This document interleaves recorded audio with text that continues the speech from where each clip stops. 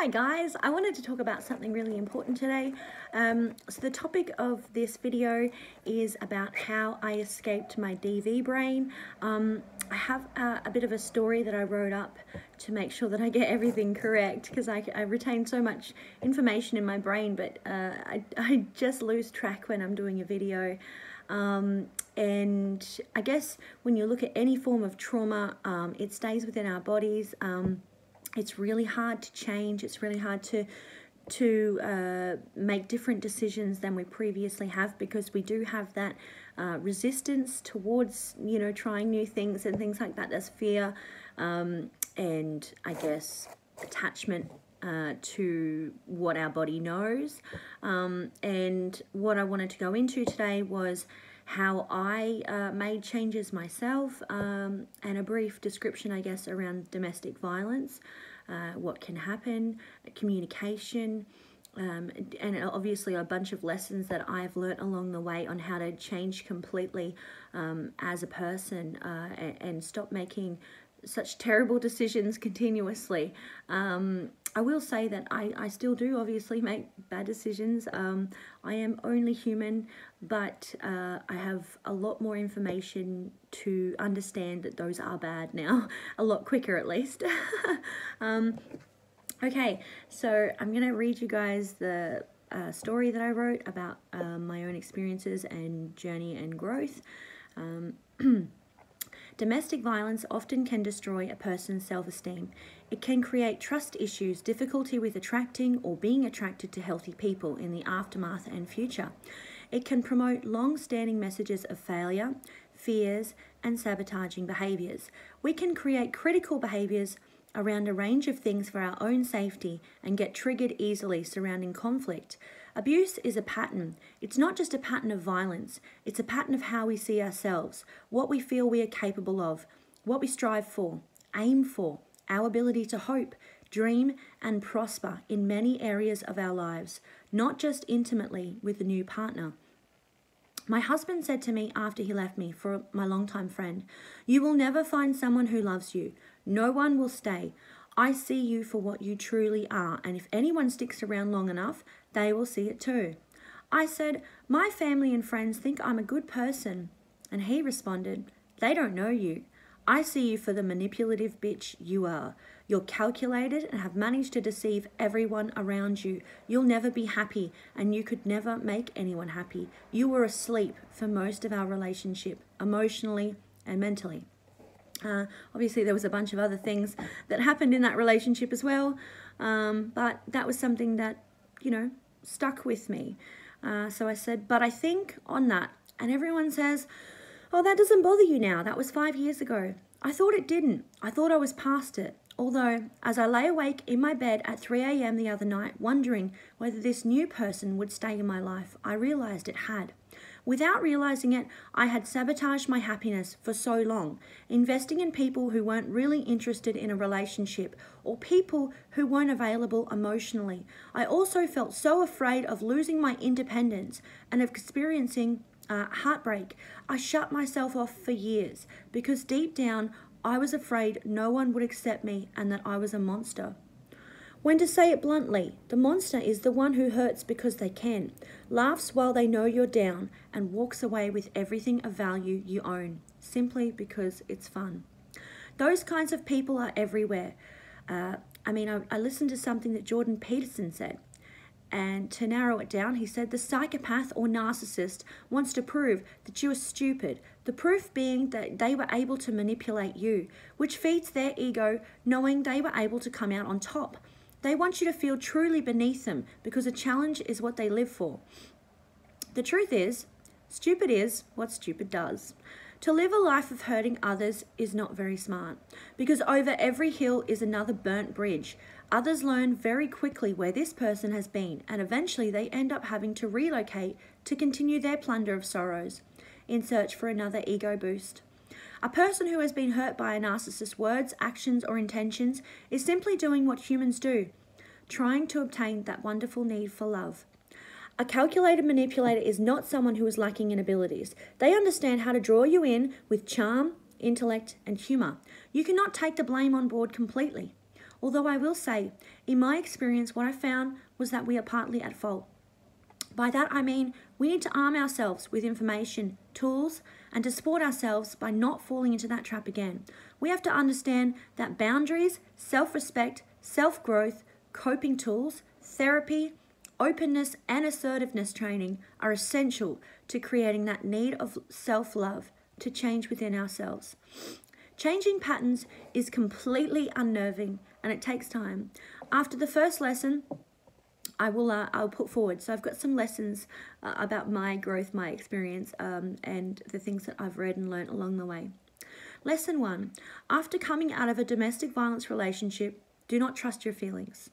In saying that, feelings of sadness, grief, happiness are great. Those are wonderful. Expression is key. What I mean by that is the people you may find you develop strong feelings for in the future are more likely to possess toxic traits than previously. This is because our mind is very pulled to tell us something we've experienced before is safe, even though we know that's not true when we think about it. So I suggest a list of values, strengths, and weaknesses. Make sure you look at what you hold dear is super important. I used to tick my list off when meeting new friends or potential partners because being logical is way more important. Until you feel you can completely trust your instincts again. They have been altered by your negative experiences. Lesson 2, seek support. Now in this, I suggest any avenue of healing possible. Reconnect with friends, family, NA, AA, therapists, church, community centers. Try to find where there is actual love in your life. Healthy love that's going to promote safety and security and allow you to go through all of the trauma and heal. Lesson 3, find or remember hobbies and passions. Going through a very unstable process of being adored and then devalued over and over creates an out of touch look at what we expect in our future. So we can sometimes dive into risky behaviors or expect our relationships to go up and down in intensity because we have experienced those feelings for a certain amount of time and our brain sees it as normal. The highs and lows of this experience actually do change our brain chemistry. They provide so much relief and excitement when the fight ends and the passionate love comes back. It's good to remember we can find that passion and reward stimulus from other things. Excuse me. What can we substitute that rush of happiness when things were working in our toxic relationships for now? Well, we can substitute by doing something that makes us feel like we've achieved something. So look at being creative. Writing, walking, painting, sailing, fishing, martial arts, drawing, photography, dancing. I mean, that's just to name a few. Anything that you feel will benefit feeling that high and happiness you deserve. Remember, we are in control now of ourselves. So we need to find that happiness with which once we search for in another person. I remember when I was with a lovely man about a year after my husband left. I said to my sister, I'm so happy, but I don't know, it just feels uneventful. Boring, you might even say. Is that normal? She said, yes, very much so. A normal relationship is not all ups and downs. It's not supposed to be exciting all the time. You need to make it so. Now it requires effort to enjoy the good times with your partner. You are no longer on an unhealthy roller coaster ride. Relationships are full of excitement, but it's about putting in the effort to create that happiness now. Think of some things to do together. Happiness is a doing word. Lesson 4, learn about red flags. How does that new person behave when you mention a different viewpoint to them? How do they behave when you say no? What about respecting your boundaries? Do you find yourself constantly needing to please them? Do they try to control you, restrict where you go, or demand to know what you're doing? Are you always the problem? Do they compromise with you? Listen? Is it one-sided? Do they constantly put you down? Flirt or be sexually promiscuous with others? How do they treat a stranger? Manipulators are not always masterful. Sometimes you might find them lacking in the area of understanding how their lack of respect for a stranger is a clear indicator of their underlying toxic traits. These toxic types are so focused on manipulating the person of their affection that they fail to think on their behavior towards the waitress, for instance. The way a person treats someone they do not have anything to gain something from is a true expression of their character. Those who shout the loudest require an ego boost. Remember that people quick to anger either have triggers or insecurities that need to be looked at. That goes for us too. We need to work on that after coming out of a domestic violence relationship or any form of trauma. Look at our triggers and we've got to address them. Lesson 5, find out who you are. Someone who doesn't know themselves is easily led. We need to remember what's great about us. What do we bring to the table? Write a list of everything that's great about you and read it every day. I wrote it on a big piece of cardboard and put it on a coat hanger and hung it up just opposite my bed. So I look at it every single day. Sometimes not, but I try to. Lesson 6. Learn about boundaries and limits. Implement them at any means necessary. Someone who breaches your boundaries could potentially be a toxic person. They could also be someone who needs to hear them voiced in an assertive manner, or may need limits placed on them. To understand you are serious about the boundaries set in place. A regular boundary breach is more like someone who, gets you 3 warnings at work and then gets fired. Someone who doesn't respect you and is only out for their own interests is not the person you want in your life. They are an example of your past experiences and need to be looked at very seriously on whether they need to be removed completely from your circle. Lesson 7. We're nearing the end. Learn about communication. Are you passive-aggressive once you find your boundaries haven't been respected or heard? Once you find you're pushed into feeling unsafe, do you lash out? What about aggressive? And what about submissive? Do you often just agree because you want to please or avoid conflict? Do your needs matter to you? Submissive or passive communication is surrounding thinking about others' rights and placing them above your own, sometimes out of fear of being hurt, sometimes out of our own insecurities towards not being accepted. Passive-aggressive communication usually goes hand in hand with submissive communication. There is only so much someone can take on being disrespected or having their needs unmet.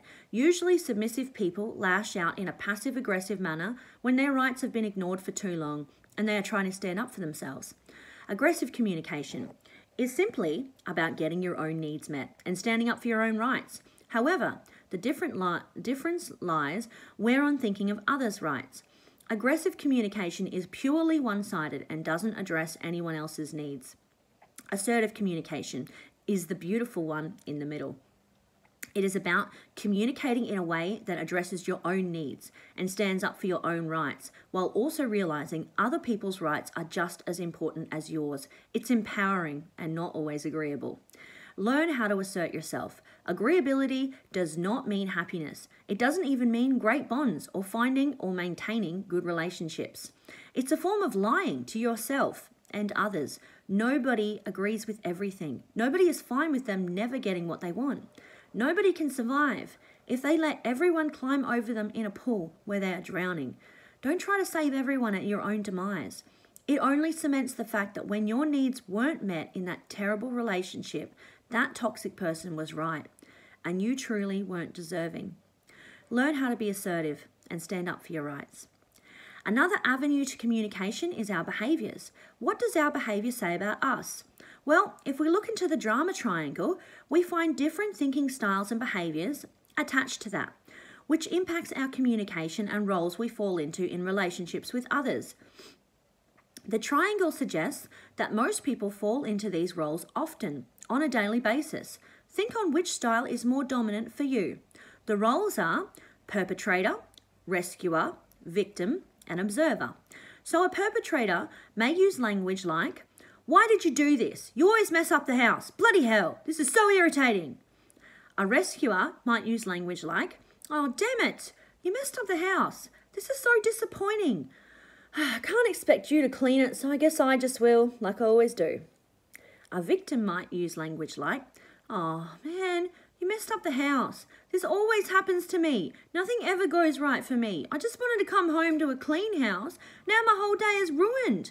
I wish my life wasn't so stressful all the time. I hate having to do everything. I'm so sad. Everything is happening to me. Nobody else experiences this like I do." Whereas an observer is the best response for you and the other person, which might go something like this. "I see the house is a mess. Do you think maybe we can sort out a schedule on how to keep it tidy? I know we can do this together. Those things in your room are your responsibility, so I'll leave that up to you to do. I will, however, go and focus on the other things that need doing, and afterwards, we can sit down and talk about our day together. So you see how your dominant language styles play in with your behavior and whether or not you are communicating passively, aggressively, or assertively. And lesson 8, guilt, shame, blame, and forgiveness. Guilt, shame, and blame are some of the big things that stick around. They can cause us to avoid accountability for the things we need to work on or stay hurt for longer. We can't blossom right now if we still hate that person who hurt us from the past and blame them for the way we are hurt right now. Do I think we are entitled to be sad, mad, disappointed? Sure, of course we are. Someone did and said things that destroyed our yesterday. Yes, we have the right to feel and express that. But holding on to blame keeps us focused on them and not us. We need to remind ourselves it's no longer about them. It was for too long, and those days are over. Now, in the way of guilt and shame, well, these are the most difficult, in my opinion, to let go of. There are so many surface emotions we can feel, like anger or sadness, but in actual fact, the monster behind the curtain are guilt and or shame. We need to see these as a question to dive into so that we can answer them. Why do we feel these emotions in regards to ourselves? How can we heal and let go of the hold they have on us? Forgiveness of others, asking forgiveness toward others, and forgiving ourselves is key to us progressing in life. If we want to create new, healthy patterns in every area of our life, we need to come to a point of acceptance where we tell ourselves we are human. They are human, the people who hurt us. And we all have learnt these behaviors. There are reasons for everything on why people do things. Find your path of forgiveness and you will find your burdens slip away. I can honestly say, after doing all of these things and finding myself along the way, I met the most amazing men and women who helped me place trust in myself and in men in general again. I was able to understand that it's not normal to be afraid that your partner will hurt you or disrespect you or make you feel unsafe. I was able to feel accepted. Even still, these messages I was fed from a few unhealthy relationships in my earlier years are still there. They certainly don't have the influence over my behavior they once had, but even now I fight with my thoughts because I know that being cured of trauma is not real.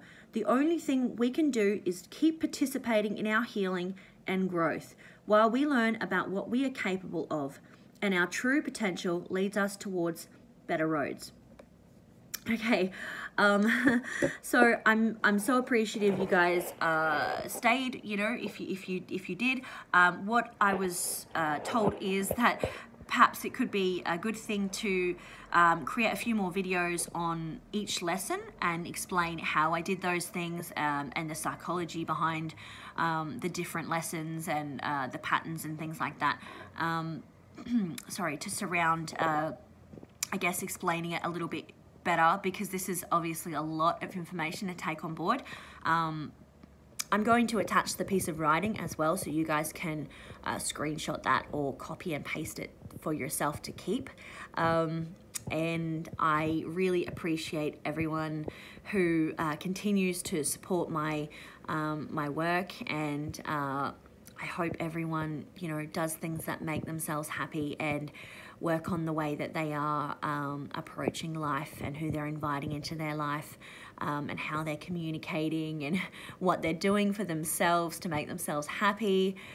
And I love you guys, like always. I appreciate you guys listening. This was a really tough one for me to write. I felt so vulnerable after writing it, but I'm really happy that I did it.